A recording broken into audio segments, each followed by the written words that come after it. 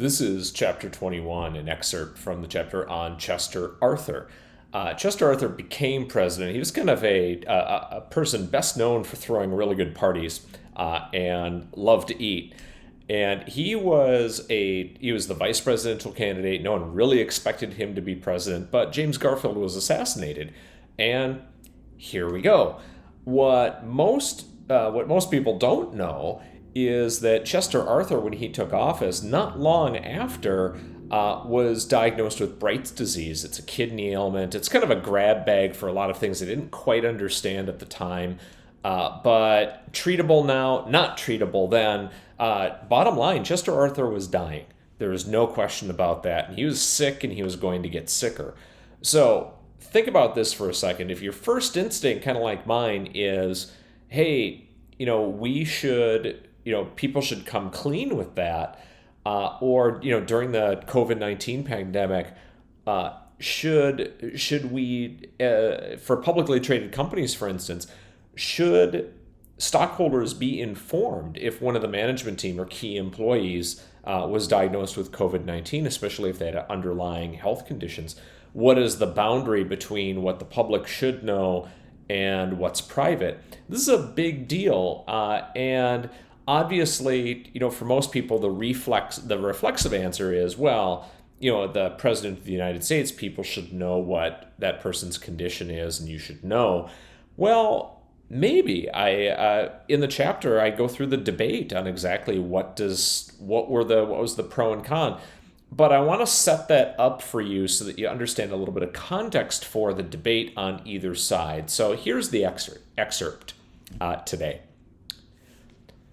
If your first instinct, like mine, was to suggest that the Arthur administration come clean with the results of his diagnosis to the general public, I would ask you to consider the situation. In 1881, the United States was walking through the valley of the shadow of death. It was only 16 years after the end of the Civil War, and the memories of the 750,000 dead were still very much alive. More to the point, the United States had suffered 2 presidential assassinations in that time. Abraham Lincoln, of course, at the end of the Civil War and just weeks into his second term, and James Garfield, less than a year prior. Imagine 2 of the last 5 current presidents assassinated, and I think you can get a sense for the rawness of public emotion. Add to that the bitter impeachment trial, Andrew Johnson, the recent death of General and President Grant, and the overall failure of Reconstruction in the former Confederacy. We have no modern concept of how fucked up society must have seemed to people living through it. Furthermore, Arthur may have been dying, but he wasn't dead. In fact, although the diagnosis was terminal, Arthur may have lived many more months or even years if he managed his health. Arthur would, in fact, live through the remainder of his term. It would seem reasonable to address the situation if it became an emergency, but at that point, Bright's disease was a manageable clinical condition. And as always, there were the political calculations. The Republicans were in power, but that grip was tenuous.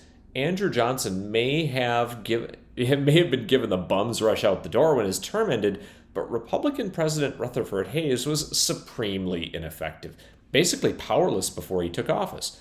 Garfield might have been a stronger leader, but he was dead, and Arthur wasn't anyone's idea of the top pick, unless the job requirements included choosing the right Cabernet to go with dinner. Arthur and his inner circle probably came to the morbid realization that if he were to fall seriously ill and die, the presidency would fall to the Speaker of the House, J. Warren Keifer, a Republican from Ohio and respected military figure. Arthur would have no vice president, and the Speaker of the House is next in the line of succession. To make the decision tougher, in 1883, Keifer would lose his speakership to John Carlisle from Kentucky when the Democrats took control of the House. I suspect that made the potential for candid discussion with the opposition even less appealing. So that's the situation. Now, does that change what you might think about should you come clean or should you not? I'm going to go in the chapter, I go through the pro and the con argument. I will warn you that there's no easy answer, but it is an absolutely relevant topic today as we consider what do we know? What should we know about leaders when they become ill and when they may become incapacitated? What types of illnesses are right? And if you think it's only things like memory loss or it's only things that could have a cognitive impact, be careful. Chronic pain can cause depression, which can cause cognitive impacts. All sorts of things can have impacts that are unforeseeable. So this is one of those chapters where that communication strategy, what you disclose, what you don't, has serious implications not only for the performance of an organization, but for sales of its products and what the public should and should not know, not just in politics, but for all organizations. So this is an interesting read. We actually cover health a few times, both with Chester Arthur, Roosevelt, Franklin Roosevelt, and John Kennedy. So this issue comes up again and again and again in Marketer in Chief because it's so fucking important that we get this right, and to the point that we have not figured it out. So enjoy this, and July 4th it comes out, so you can get the pre-order on Amazon for the ebook right now. Please go do that.